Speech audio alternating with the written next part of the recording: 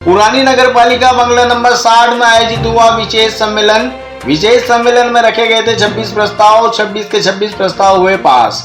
विपक्ष के आरोप लगाने पर नपा अध्यक्ष हुई भावुक। नपा अध्यक्ष ने आवेश में आकर जोर से हाथ टेबल पर पटके। नीमच नगर पालिका का विशेष सम्मेलन 26 प्रस्तावों को लेकर पुरानी नगर पालिका कार्यालय में आयोजित किया गया। सम्मेलन के दौरान जमकर हंगामा हुआ, लेकिन अंत में सभी 26 प्रस्ताव पास हो गए। सम्मेलन की शुरुआत से ही विभिन्न मुद्दों पर बहस शुरू हो गई थी। नेता प्रतिपक्ष के आरोपों पर नपा अध्यक्ष स्वाति चोपड़ा भावुक होती दिखाई दी, टेबलों पर हाथ पटकने लगी। सम्मेलन में भाजपा और कांग्रेस के पार्षदों ने नगरपालिका अधिकारियों की अनुपस्थिति पर सवाल उठाए। इसके अलावा जलकल विभाग में कर्मचारियों की कमी, इंदिरा नगर, ग्वालटोली, भगाना और शहर में साफ सफाई व्यवस्था की समस्या और सफाई कर्मचारियों की कमी जैसे मुद्दे भी उठाए गए। पार्षदों ने लीज नवीनीकरण और नामांतरण के बावजूद पट्टे न मिलने का मुद्दा भी उठाया। इसके साथ ही कुत्तों की नसबंदी में अनियमितताओं के आरोप पर भी चर्चा हुई। भाजपा के पार्षदों ने पिछले परिषद की बैठक में उठाए गए मुद्दों पर की गई कार्रवाई का हिसाब भी मांगा। इसके अलावा प्राइवेट बस स्टैंड की पुलिया बनाने की बात भी की गई। सम्मेलन के दौरान विपक्ष ने मेडिकल कॉलेज के सामने की भूमि जिला चिकित्सालय के लिए आवंटित करने के प्रस्ताव पर पूर्व में लगाए गए आरोपों को दोहराया। इस पर नगर पालिका अध्यक्ष स्वाति चोपड़ा भावुक हो गई और आवेश में आकर उन्होंने जोर से हाथ टेबल पर पटका। इसके बाद नपा अध्यक्ष और नेता प्रतिपक्ष योगेश प्रजापति के बीच तीखी बहस हुई, जिसे भाजपा और कांग्रेस के पार्षदों ने बीच बचाव कर शांत किया। नगर पालिका का यह विशेष सम्मेलन अपनी चर्चा, हंगामे और विवादों में संपन्न हुआ और सभी 26 प्रस्तावों को पारित किया गया। नगर पालिका में विशेष सम्मेलन बुलाया गया, लेकिन आप देखिए कि विशेष सम्मेलन होता है किसी विशेष को लेकर, लेकिन 500 से अधिक प्रस्ताव एक परिषद में रख दिए गए और छुट्टी के दिन एजेंडा जारी करा, मात्र एक दिन मिला, फाइलें लोग देख नहीं पाए। और आज जिस तरह से परिषद के अंदर माहौल देखा गया है कि भारतीय जनता पार्टी के पार्षद, कांग्रेस के पार्षद, सारे पार्षद परेशान थे और सभी पार्षदों की एक ही बात थी कि नगर पालिका में भ्रष्टाचार चरम सीमा पर, हर टेबल पर भ्रष्टाचार है। हर पार्षद परेशान था, किसी भी पार्षद ने अपना काम नहीं बताया। लेकिन शहर के कई मुद्दे थे, चाहे जमीन घोटाले के मुद्दे हो, चाहे स्वच्छता के मुद्दे हो, चाहे पानी का मुद्दा हो, चाहे अतिक्रमण के मुद्दे हो, चाहे हर मुद्दे पर नगर पालिका के अधिकारियों और नगर पालिका अध्यक्ष से सीधे सवाल जनता के तरफ से पार्षदों के द्वारा पूछे गए। लेकिन नगर पालिका अध्यक्ष के द्वारा सवालों को अनसुना करा गया। सिर्फ एक ही उनका उद्देश्य था कि परिषद को जिस तरह से पास करना, और आज भी यही उद्देश्य था। इसको लेकर आज हम सभी पार्षदों ने विरोध करा है। आपकी और नपा अध्यक्ष जी की तीखी बहस हुई है, किस बात पर आपने आरोप लगाया कि जमीन खरीदने को मैंने जब एक प्रस्ताव आया था कि नगर पालिका के द्वारा एक उसके मेडिकल कॉलेज के सामने वाली जमीन को बेचने, हॉस्पिटल लगाने के लिए 650 बेड का, तो मैंने कहा कि आज विधायक जी को तो धन्यवाद है ही, लेकिन एक धन्यवाद मुझे भी बनना चाहिए कि उस टाइम नगर पालिका अध्यक्ष जी के द्वारा ये जमीन बेची जा रही थी और इसके 3 टुकड़े करे गए थे और 3 टुकड़े भी इनके द्वारा ही अपने लोगों को ऑब्लाइज करने के लिए दिए जा रहे हैं और इनके कहीं ना कहीं इनके संरक्षण में इनके पारिवारिक लोग और अन्य लोग उसको लेने के चक्कर में थे।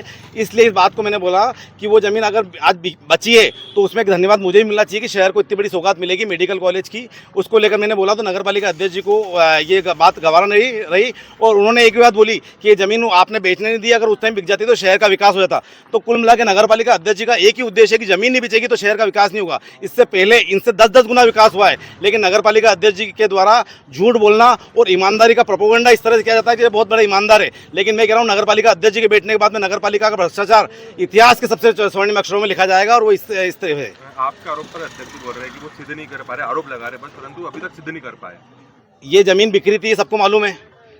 विधायक जी के और कलेक्टर साहब के लेटर पर नगर पालिका को आदेश दिया कि जमीन नहीं बेची जा सकती, नर्सिंग कॉलेज के लिए स्वीकृत है, तब जाके नगर पालिका ने कैंसिल करा। तो 3 टुकड़ों में जमीन, आरोप तो लगातार चलते रहे, लेकिन सबूत क्या है? सबूत ये है कि 3 टुकड़ों में जमीन बेची जा रही थी और 2.5 करोड़ रुपए इसकी बोली रखी गई थी।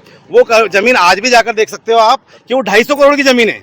250 करोड़ की जमीन आप 2.5 करोड़ में कैसे बेच रहे थे बिना परिषद को संज्ञान में लाए? इस बात को लेकर मैंने नीमच से लेकर भोपाल तक पत्राचार किया और सांसद जी या अन्य लोगों ने, कलेक्टर महोदय ने भी उस पर यहाँ पत्राचार करा और उसके बाद जमीन रुकी। आपने किससे पूछकर जमीन बेचने के लिए? परिषद भी कोई है? मतलब बिना परिषद के संज्ञान में लाए आप इस तरह जमीन बेचते हो तो सीधा सीधा भ्रष्टाचार है। और ये अकेले जमीन नहीं है, इसके अलावा भी उन्होंने मैंने कई मामले उठाए। आप देखिए, सवाल समझो आप, सवाल ये है, पास क्या है? सबूत ये है कि 3 टुकड़ों में जमीन बेचे, उसके टुकड़े करने पे सबूत ये है। आधार क्या है आपके पास? आप जो आरोप लगा रहे क्या बोलना चाह रहे हैं? इनके परिवार के लोगों ने जमीन बेचने का टेंडर निकाला। कौन लोग?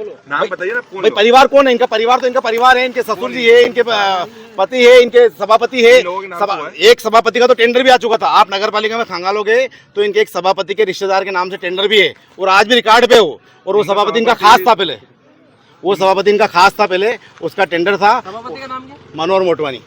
और यहाँ तक कि डायस अब अभी मालूम पड़ रहा है कि इनके कहीं ना कहीं व्यवधान हो गया और आपस में इनकी दूरियां बन गई है। और आज बहुत ही अच्छी बात यह है कि परिषद द्वारा एक बहुत बड़ी जो हमारा एक प्रोजेक्ट है, जो माननीय विधायक जी कलेक्टर साहब ने बताया था, 650 बेड का हॉस्पिटल जो नीमच में बनेगा, उसके लिए हम लोगों ने भूमि आवंटन करी है ताकि शहर हित में, और जो नर्सिंग कॉलेज है, मेडिकल कॉलेज है, वहाँ चिकित्सालय बनेगा तो बहुत लोगों को सुविधा मिलेगी।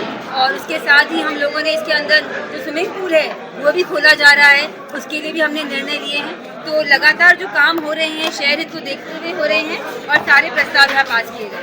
मैडम, एक चीज देखने में आती है कि लगातार जो है विपक्ष में जो पार्षद प्रतिनिधि योगेश प्रजापति जो है वो लगातार आपका आरोप प्रत्यारोप लगाते हैं, क्या कुछ कहना चाहेंगे? लगातार कई बार देखा गया है बैठक में कि इसी बैठक में वो व्यक्तिगत रूप से जो निजी, वो परिषद की बैठक से फिर निजी पे आ जाता है, वो ऐसा कुछ? देखिए, ये आप सब मेरे भाई हैं और आप सब देख रहे हैं कि 2.5 साल में उनका एक भी जो इनका इल्जाम है वो कुछ प्रूव नहीं कर पाए। जनता को गुमराह करना, झूठे प्रेस नोट छपवाना। अगर मैं सवाल करती हूँ आपके माध्यम से कि आज तक 2.5 सालों में इतने इल्जाम लगाया गया, क्या एक भी सही था? क्या एक भी सही है?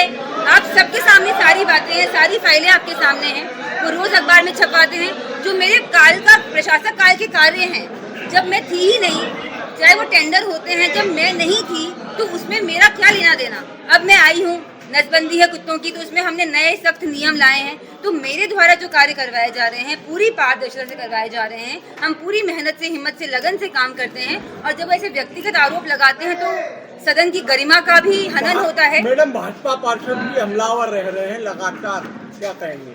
नहीं जी, हाँ, भाजपा पार्षद और हम सबने मिलकर शहर हित के ही डिस्कशन हुए हैं और अधिकारियों और कर्मचारियों को, मेरे और पार्षद दल भारा सबने मिलकर यही बोला है कि काम समय पे हो और काम गति से हो। तो हम सब मिलकर आगे चल रहे हैं भाजपा के साथ। मैडम, चूंकि आप नगर की प्रथम नागरिक है, आपसे एक सवाल जो है मीडिया कर्मियों का रहता है अक्सर कि जब भी परिषद की बैठक होती है तो इस परिषद की बैठक का मजाक क्यों बन जाता है?